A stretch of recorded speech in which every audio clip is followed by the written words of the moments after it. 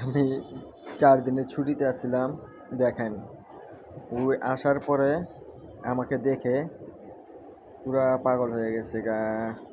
৪ দিন পরে দেখছে আমাকে। ওরে বাবা রে বাবা!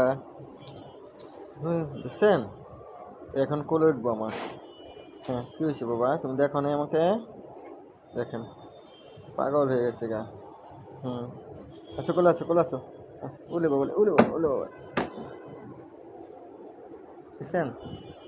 দেখেন, পাগল হয়ে গেছে গা। হ্যাঁ, হ্যাঁ।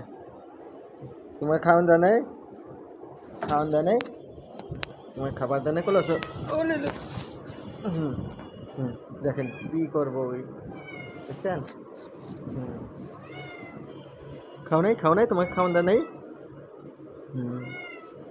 শুয়ে থাকবো এখন বুকের লগে বুক দিয়া। হুম, হুম। দেখছেন?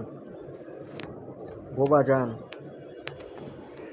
কত ভিতরে একটা মায়া থাকে, একটা মানুষের চেয়ে বেশি। মানুষ তো আজকে খাওয়াবেন ২ দিন পরে ভুলে যাব, কিন্তু বোবা জান ভুলে না।